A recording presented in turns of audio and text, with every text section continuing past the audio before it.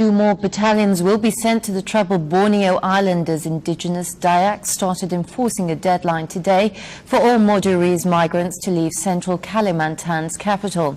The Indonesian Chief Security Minister said that another 2 battalions of police and army troops would be deployed to back up 3 battalions already deployed in the violence-torn district of Sampit and nearby areas. The official Antara news agency quoted military officials as saying that the government was determined to stop the bloodshed in central Kalimantan, especially in Sampit district, within 3 days. Meanwhile, thousands of terrified refugees, mainly migrant Madurese from Sampit town, have arrived in Surabaya, Java. The refugees have fled indigenous Dayak mobs who killed more than 400 in a week of ethnic violence. Most of the refugees were from Madura Island off Java, who were resettled in Borneo as part of a transmigration policy by the then President Suharto.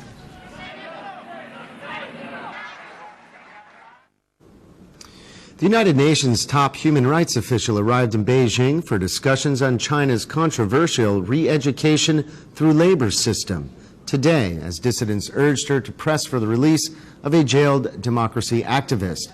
UN High Commissioner for Human Rights Mary Robinson planned to attend a China-UN seminar on the program under which Chinese citizens can be sentenced to up to 3 years at a labor camp without trial. A group of 35 dissidents wrote to Robinson to urge her to raise the case of Zhu Wenli, founder of the banned China Democracy Party, in an open letter circulated by the Hong Kong-based Information Center for Human Rights and Democracy. The letter said that Robinson should urge China to allow Zhu Wenli, jailed for 13 years, to receive medical treatment outside jail on humanitarian grounds. We must see it as the start of a qualitatively different.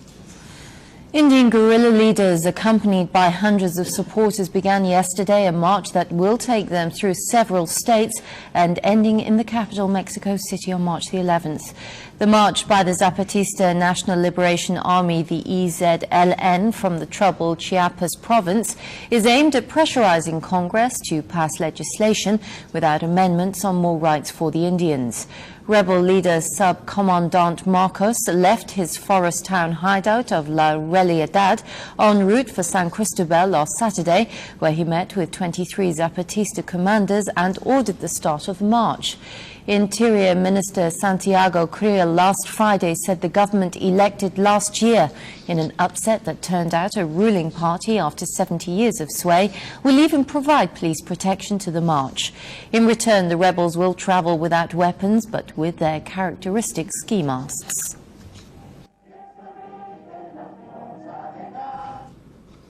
Scott Waddell, the commander of the U.S. submarine that struck and sunk a Japanese fishing boat, killing 9 people, expressed his sincere regret in a statement yesterday. Waddell has been suspended from his command and faces prosecution for the February 9th collision off Hawaii.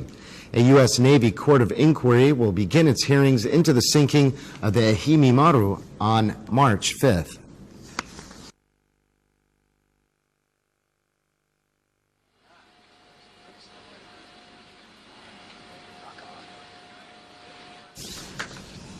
The world's 5th biggest car maker, Daimler Chrysler AG, today unveiled a sweeping overhaul of its global operations, with its U.S. unit Chrysler suffering losses for the 4th quarter last year of $1.3 billion. With Chrysler's 4th quarter loss double the $512 million loss the company incurred in the 3rd quarter, the figures released by the company show the drag on the overall group's earnings. Outlining the group's survival strategy, the company's chief executive said that the company would take a one-off restructuring charge of $4 billion this year. Das operative Ergebnis im Gesamtjahr 2000 brach von 5. Meanwhile, Mitsubishi Motors Corporation announced at a Tokyo news conference today that the scandal-hit company will shed about 9,500 employees from its workforce worldwide and plans to close down one of its 4 plants under a major restructuring plan. The vice president said that the program will be a milestone in the history of Mitsubishi Motors, leading to an operating profit of 4.5% by the year 2003. Under the restructuring plan, Mitsubishi will cut its annual production capacity by more than 20% by closing down one of its plants. Currently, Mitsubishi has an annual production capacity of 1.3 million. The company also plans to cut procurement costs by 15%, also by 2003. Australia, let me take it that way, is surviving. And finally, this evening, officials said yesterday that winter storms in the United States have killed at least 9 people and injured dozens over the weekend, damaging property and closing highways in Mississippi, as well as parts of Texas and Arkansas. In Mississippi, police said about 30 people were injured by the tornado, with some taken to hospital in Tupelo. Several people were listed in critical condition. The same storm system hit parts of Texas and Arkansas and destroyed houses and a church in Bolivar and Leflore counties in western Mississippi.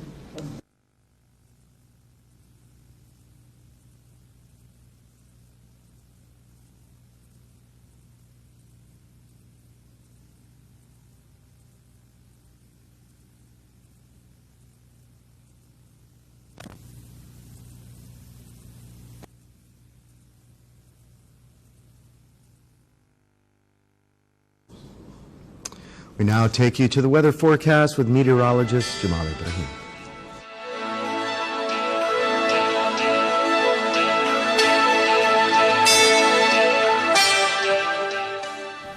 Good evening, everybody. We take a quick tour with our weather forecast. Northwesterly wind, very nice weather expected for next 72 hours. Light variable to light northwesterly, maximum of 25 degrees with a minimum of 6 degrees Celsius, and Abdali 26 and 6. Warba, Wabia, and Failaka Islands 24 and 7 degrees. Garo, Kubbar, Maradim 23 and 8 degrees for the minimum. The weather as general will be very nice, and the sunrise will be at 6:16, sunset will be at 5:46, Fajr prayer time will be at 4:57. State of the sea will be slight for the next 48 hours. First high tide will be at 2 a.m., second one will be at 2 p.m., first low will be at 9 a.m., second one will be at 9 p.m. 3 days expected. The weather will be nice, fair for this evening, and tomorrow clear skies, partly cloudy on Wednesday, maximum 25 for the minimum of 6 degrees Celsius. On Wednesday, partly cloudy, light variable wind, 24 and 7 degrees Celsius for the minimum. The same weather pattern will stay with us at least through the weekend. State of the sea again will be slight for the next 48 hours, and a high pressure system, very weak high pressure system, will affect the area, so northwesterly wind to light variable will be affecting us. When we go to African continent, we can see over northern part of Africa they have nice high pressure system, clear skies over north, tropical storms over the equator, and other clear skies over southern tip of that continent.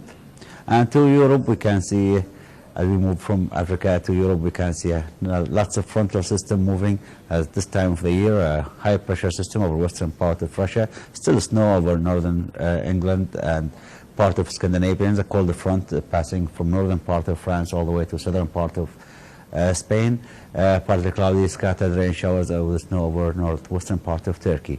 And to far east, we can see clear skies over Japanese island caused by this high pressure system, scattered thunderstorms activities from Indonesia all the way to Bangkok, a high pressure system over middle part of Asia, cold front over eastern part of Russia moving to the east. And to the United States and Canada, we can see over the west coast they have clear skies, over the north partly cloudy to rainy showers over southern part of California. The Midwest they have nice and pleasant weather caused by this high pressure system, rainy condition mixed with the snow over eastern part of Canada all the way to New York State, and the cold front passage over east coast, and clear skies over Florida. Thanks for watching us. Now we go back to Justine and Naji. Thanks, Jamal. And with the weather forecast, we end tonight's news. I'm Justine Shah-Jackson. And I'm Naji Al-Fazan. And once again, here are tonight's headlines. Good night.